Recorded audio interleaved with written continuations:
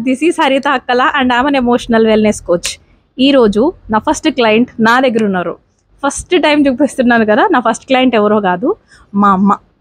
So అసలు మా అమ్మకి నాకు రిలేషన్షిప్ ఎలా ఇంప్రూవ్ అయింది, అసలు ఏ స్టేజ్లో మమ్మీ డమ్మీ మమ్మీ డమ్మీ అని ఏడిపించి సతాయించే అమ్మాయి అమ్మాని అసలు ఎలా పిలవగలిగింది, మా రిలేషన్షిప్ని మేము ఒక సింగిల్ ఎఫర్మేషన్తోని నేను ఎలా హీల్ చేసుకున్నానో, దాని ద్వారా మా అమ్మ ఎలా హీల్ అయింది. ఇదే మా తల్లి కూతుర్ల స్టోరీ. ఈ ఉమెన్స్ డేకి ఈ వీడియో మీకు హెల్ప్ అవ్వగలిగితే నాకు అంతకంటే ఇంకేమీ లేదు. సో మా మమ్మీ మీతో ఏదో కొన్ని షేర్ చేసుకుంటారు, అది విని మీరు కూడా మీ మదర్స్తోని, మీ కిడ్స్తోని, మీ ఆడపిల్లలతోని ఎంజాయ్ చేయాలని నేను అనుకుంటున్నాను. సో మామీ, అమ్మ చెప్పు. హలో, నేను హరిత అక్కల వాళ్ళ అమ్మని, అరుణ కుమారి నా పేరు. నేను అసలు ఫస్ట్ నుంచి చిన్నప్పటి నుంచి కూడా ఏమన్నా చేయాలి అని అంటే తల్లిదండ్రుల దగ్గర నుంచి చాలా భయం. నాకు ఏమి అడిగే ఇది ఉండేది కాదు. నాకు భయంతో ఉండేదాన్ని. కొంచెం అంటే చాలా స్ట్రిక్ట్గా పెంచారు. అలా చిన్నప్పుడు అన్ని డిజైర్స్ అన్నీ అలా లోపల అలా అలా అలా ఉండిపోయింది. ఎక్కడికి వెళ్ళాలన్నా ఏం చేయాలన్నా పంపించేవారు కాదు. అంటే అప్పటి ఇది వాళ్ళు అలా చేశారు పిల్లల్ని, అంతే, వాళ్ళదేం తప్పు లేదు.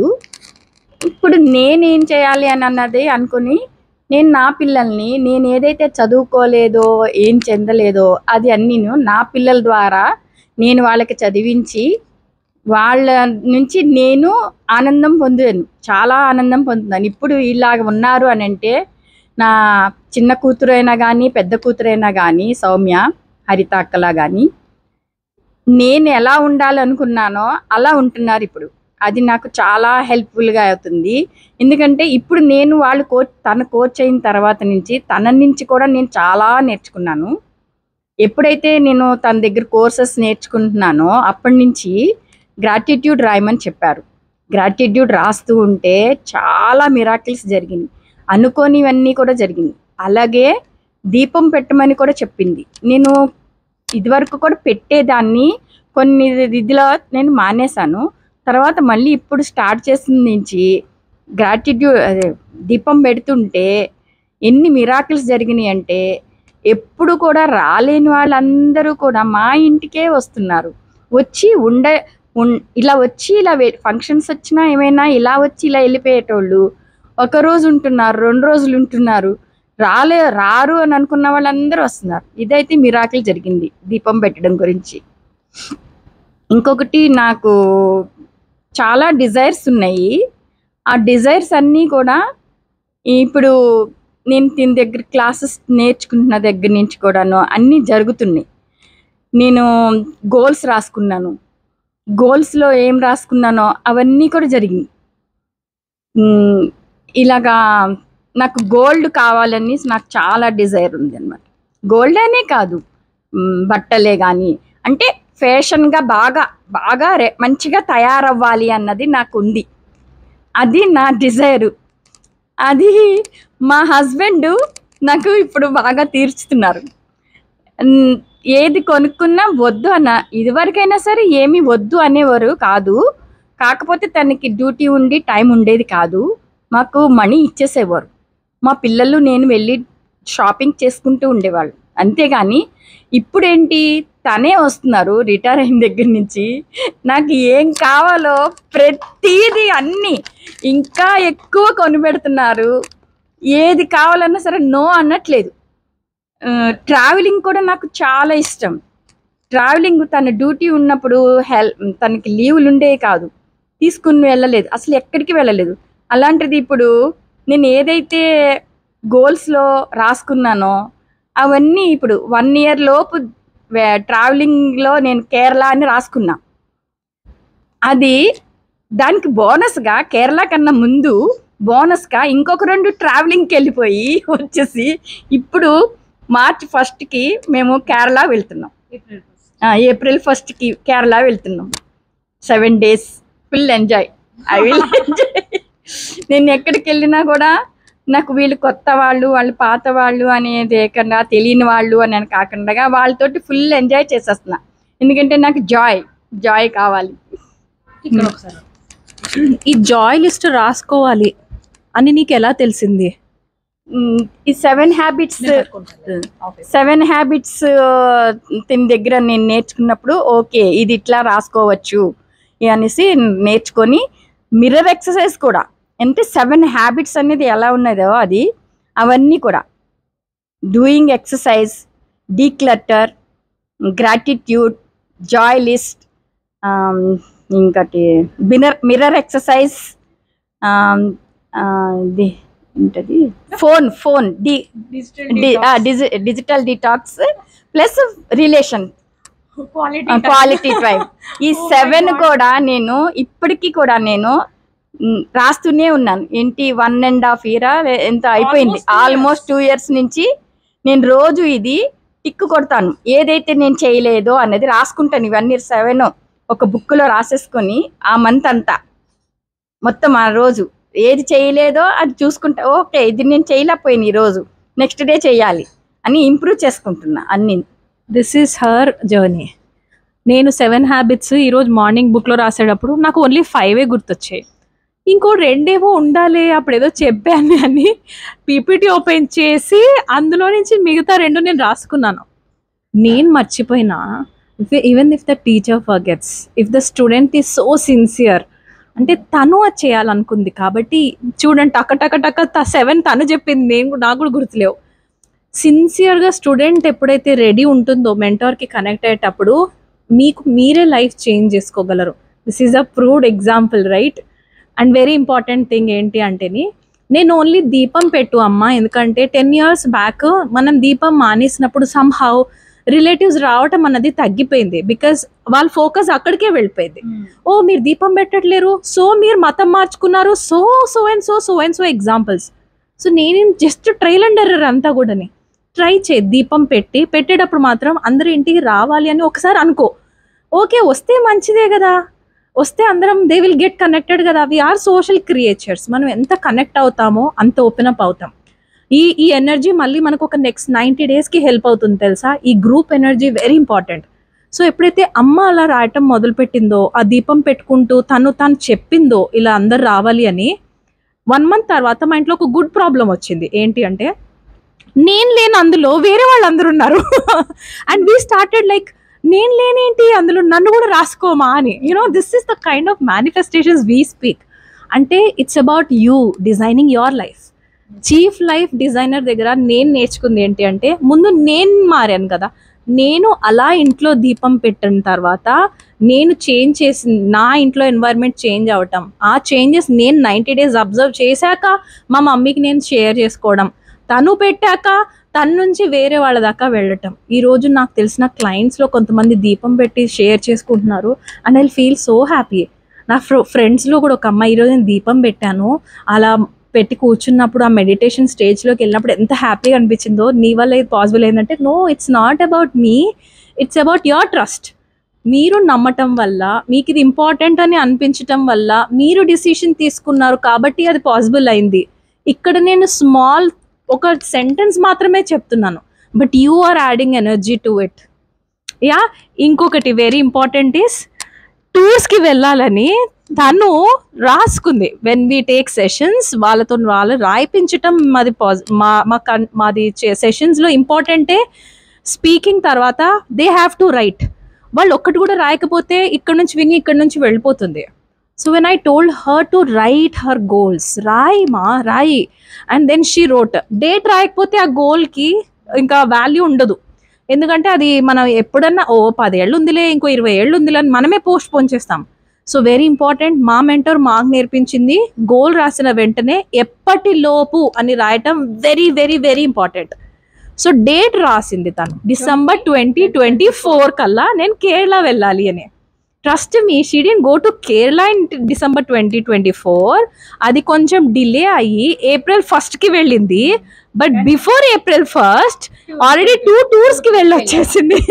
2 నార్త్ ఇండియన్ టూర్స్. యా, ఒకటి నార్త్ ఇండియన్ టూర్, ఒకటి అరకు.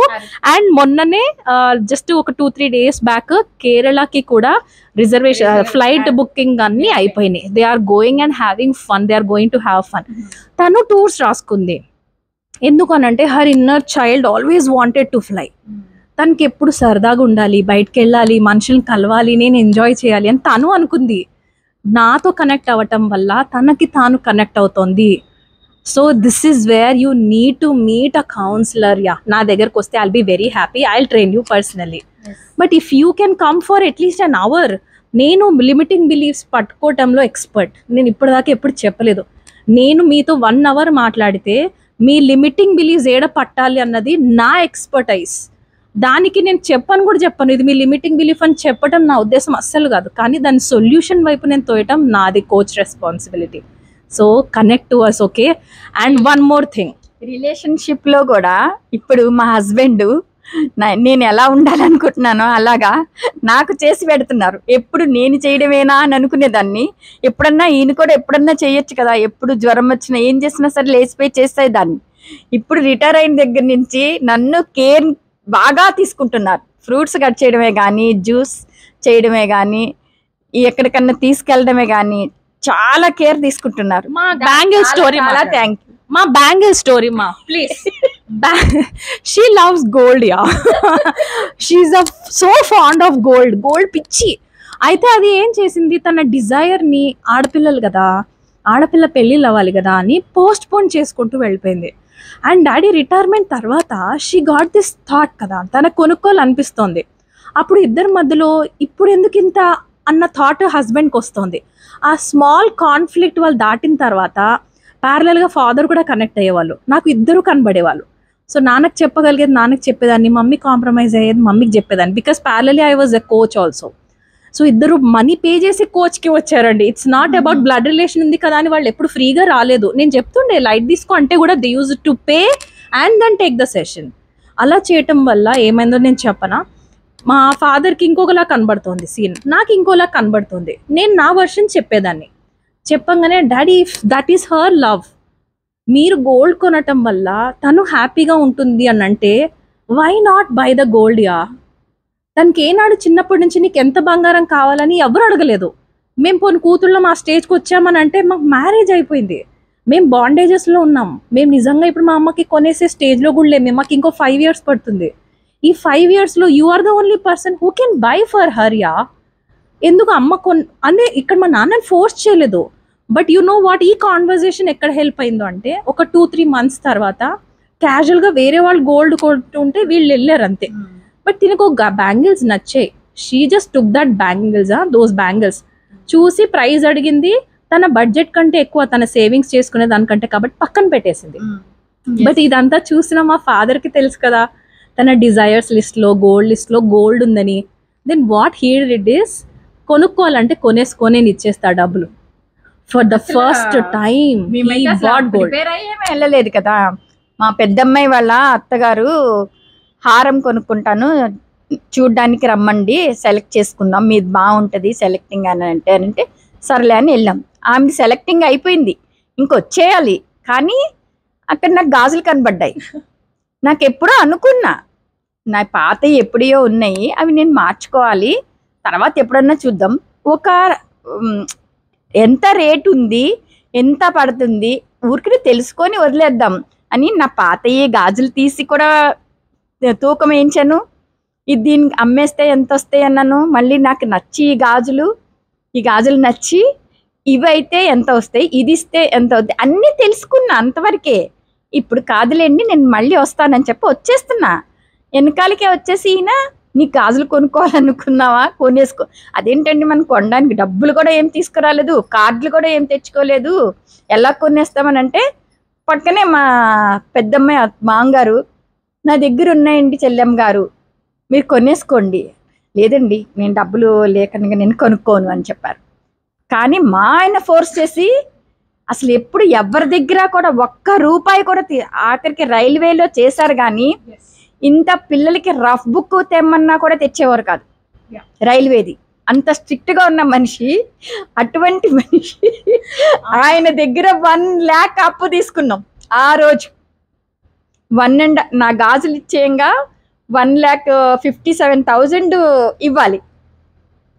అయితే 50,000 ఈయన ఫోన్పేలో చేశారు, ఇంకా 1 lakh వాళ్ళ దగ్గర తీసుకున్నాం. ఇంకా పిల్లలు గోల అప్పు తీసుకోకుండా కొనుక్కుంటాను అని అన్న వాళ్ళు, ఎట్లా కొనుక్కున్నావు, నువ్వు ఎట్లా తీస్తావు, ఎట్లా కొనేసుకున్నావు అని. నేను కొనుక్కోవాలని అనుకోలేదు, అసలు నేను చెయ్యాలని అనుకోలేదు, కానీ వాళ్ళు డాడీ కొనిపెట్టారు అంతే, నేను తీసుకున్నాను అంతే. ఇంకా అది నా gold. This is our gold bangle story. And parallelly చాలా ఇష్టం ఈ గోల్డ్. అండ్ ఇక్కడేమో ఈ డాటర్ పక్కన కూర్చుంది, నేనేమో 2 బ్యాంగిల్స్ అమ్మేసుకున్నాను. That is my story. In my story yeah yeah. So ఇక్కడ నాకు కనెక్ట్ అవ్వటం వల్ల మీకు నేను ఏదైనా హెల్ప్ చేయగలుగుతాను అంటే, మీ ఇన్నర్ డిజైర్స్ కి కనెక్ట్ చేసి మీ గోల్స్ మీరు రీచ్ అయ్యేలాగా డైరెక్ట్ చేయటం మాత్రమే. మీకు కావాల్సిన పుష్, ఆ చిన్న పుష్ నేను ఇస్తే మీ డిజైర్స్ తీర్చుకొని హ్యాపీ లైఫ్ లీడ్ చేస్తా. అంటే నేను ఈ గోల్డ్ బ్యాంగిల్స్ అమ్ముకుంది ఎందుకో తెలుసా? I don't want any women to cry. అది కూడా మోస్ట్ ఇంపార్టెంట్లీ హెల్ప్లెస్గా అస్సలు ఎడవద్దు.